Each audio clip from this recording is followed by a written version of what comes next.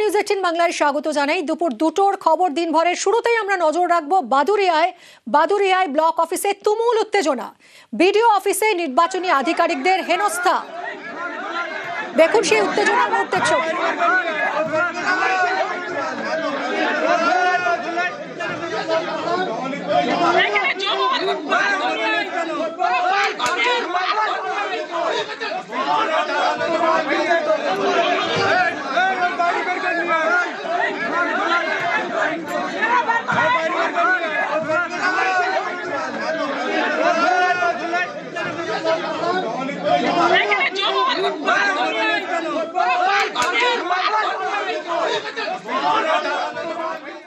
সরাসরি কথা বলবো, অনুপম রয়েছে সঙ্গে। অনুপম, কেন এইরকম একটা পরিস্থিতি তৈরি হলো, এত উত্তেজনা হলো কেন?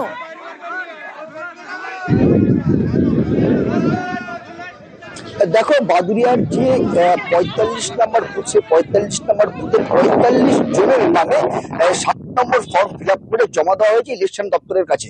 এবং এই যে 45 জন, সেই 45 জনের যেটা দাবি, দীপক মন্ডল নামে বিজেপির এখানকার যে মন্ডল সভাপতি একজন, সেই এই 7 নম্বর ফর্ম ফিল আপ করে জমা দিয়েছে ইলেকশন দপ্তরের কাছে। এবং এই যে 45 জন, তার মধ্যে 33 জনকে দেখানো হয়েছে মৃত এবং 12 জনকে দেখানো হয়েছে 2 জায়গায় ভোটার।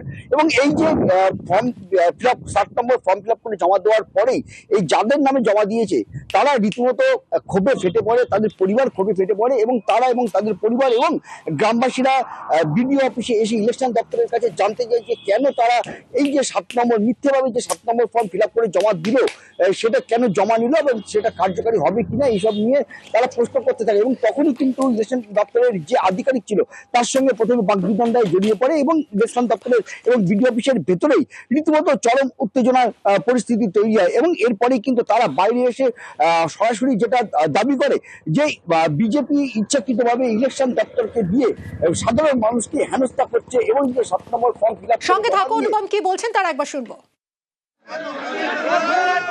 45 জন ভোটারকে মৃত দেখানো হয়েছে, 33 জনকে মৃত, 12 জনকে ডবল দেখানো হয়েছে। বিজেপির মন্ডল সভাপতি দীপক মন্ডল এই জঘন্য কাজটা করেছে, ফর্ম 7 জমা দিয়েছে। ঠিক আছে, তার জন্য বিডিও অফিসে এসেছি, বিডিওর কাছে দীপক মন্ডলের এগেনস্টে কঠোর ব্যবস্থা নেয় প্রশাসন, তার জন্য আমরা এখানে এসেছি। আমাদের তো মৃত্যু ঘোষণা করতেছে, তা আমরা জীবিত আছি কি দেখা চাইছি বিডিও সাহেবের কাছে। কারা করলে এটা? বিজেপির লিডার, আমি চাই শাস্তি। আর এই ঘটনায় জেলা শাসকের রিপোর্ট তলব করেছে কমিশন। আবারও কথা বলবো অনুপমের সঙ্গে। অনুপম, বিডিও কি বলছেন?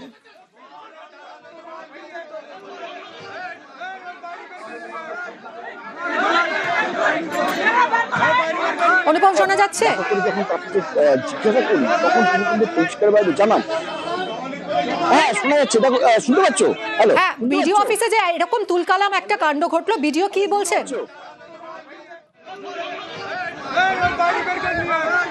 হ্যাঁ, দেখো, ভিডিওর কাছে জিজ্ঞাসা করতে ভিডিও যেটা জানিয়েছেন যে 7 নম্বর ফর্ম ফিল আপ করে যে দীপক মন্ডল যে জমা দিয়েছিল। নজর রাখবো, শুভেন্দু অধিকারী কি বলছেন? তার আগে ইলেকশন কমিশনের পূর্ণাঙ্গ ক্ষমতা কার্যকর করার ক্ষেত্রে তাদের অনেক লিমিটেশন আছে। দে আর ট্রাইং দেয়ার বেস্ট। সবচেয়ে বড় কথা, সুপ্রিম কোর্টে হলফনামা ইলেকশন কমিশন তাতে রাজ্যের মুখ্যমন্ত্রী যেভাবে 27 ফেব্রুয়ারি 2025 থেকে নেতাজি ইন্ডোরের সভা উপর্যুপরি বিএলও থেকে শুরু করে সিও পর্যন্ত ধমক দিয়েছেন প্রকাশ্যে, সেসব কথাই হলফনামায় উল্লেখ করেছেন। আর কিভাবে রাজ্য প্রশাসন তারা সহযোগিতা করছে না সে কথাও তারা বলেছে। এবং যে কোনো মিটিংয়ের চিফ সেক্রেটারিরা গেলে আগের মনোজ পান বা অন্য আধিকারিকরা তারা নিজেরা সিদ্ধান্ত নিতে পারেন না, বলে ঠিক আছে নোট করে নিয়ে যাচ্ছে, আলোচনা করে যাচ্ছে। কিন্তু আপনাদের এই জিনিসটা খুব পরিষ্কার জেনে রাখা দরকার আছে, ইলেকশন কমিশন সংক্রান্ত যে কোনো নির্দেশিকা এর ফাইল মুখ্যমন্ত্রী মানে রাজনৈতিক ব্যক্তিত্বের কাছে যায় না, কোনো রাজ্যে যায় না নিয়মে।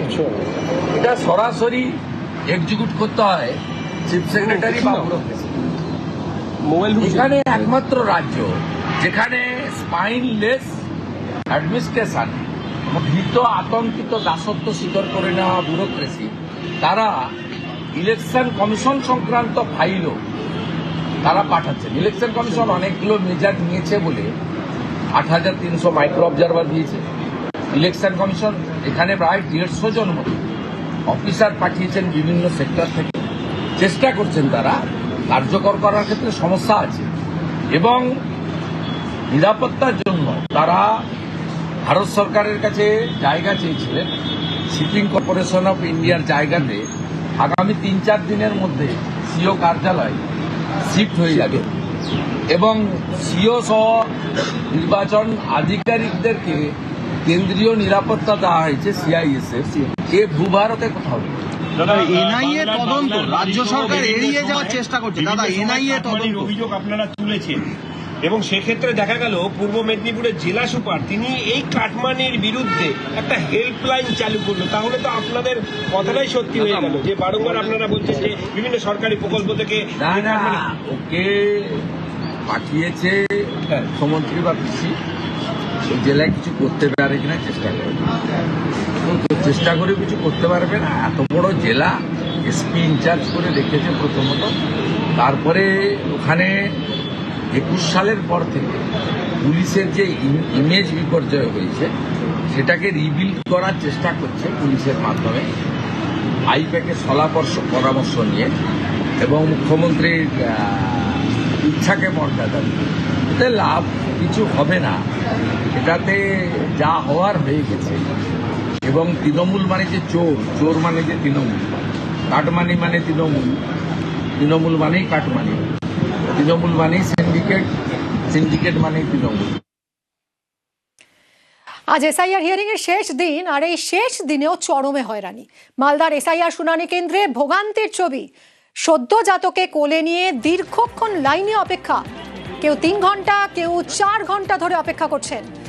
দূর দূরান্ত থেকে এসছেন, প্রায় ১০ কিলোমিটার দূরে শুনানিতে এসে দুর্ভোগের শিকার ভোটাররা। সরাসরি কথা বলবো সেবকের সঙ্গে। সেবক, সদ্যজাতকে কোলে নিয়ে মা এসেছেন, এতক্ষণ ধরে লাইনে অপেক্ষা করছেন।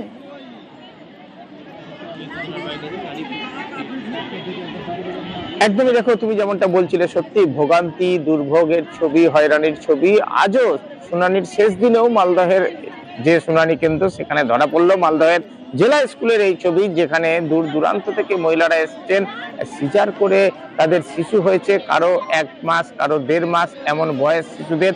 বলছেন যে নিজেদেরই তো এখন বিশ্রামে থাকার কথা, কারণ শরীর হেঁটে চলে স্বাভাবিক কাজকর্ম করার মতো বা স্ট্রেস নেওয়ার মতো পরিস্থিতিতে নেই। সেই জায়গায় স্বামী রয়েছেন ভিন রাজ্যে, আর কোলের শিশুকে নিয়ে তারা এসেছেন হিয়ারিং কেন্দ্রে। কখনো কেউ এসছেন ৮টার সময়, কেউ সকাল ৯টার সময়। লাইনে দাঁড়ানোর ফাঁকে ফাঁকে শিশু কাঁদলে তাকে খাওয়ানোর ব্যবস্থা করতে হচ্ছে, আবার দাঁড়াতে হচ্ছে লাইনে, এমনই ছবি। কিন্তু তারা বলছেন তারা আতঙ্কিত, দুশ্চিন্তাগ্রস্ত, যদি শুনানিতে হাজির না হলে নাম কাটা যায়। শুধু সদ্যজাত কেন, আমরা এরকমও দেখলাম যে অন্তঃসত্ত্বা মহিলা রুকি খাতুন, ৯ মাসের অন্তঃসত্ত্বা, তিনি বলছেন যে কোনো দিন, যে কোনো সময় তিনি সন্তানের জন্ম দিবেন, সেই অপেক্ষায় রয়েছেন। আর এই শারীরিক পরিস্থিতিতে তাকে মালদহে শুনানি কেন্দ্রে আসতে হয়েছে এবং শুনানি শেষে তিনি ফের ডাক্তারের কাছে তার শারীরিক পরীক্ষার প্রয়োজনে যাবেন। অর্থাৎ তিনিও বলছেন যে সত্যি একটু হয়রানি হয়ে গেছে, অনেকটা বেশি হয়রানি হচ্ছে এবং এই অবস্থায় মানে পেটের সন্তানকে নিয়ে যেভাবে লাইনে দাঁড়াতে হচ্ছে, সত্যি দুর্ভোগের ছবি।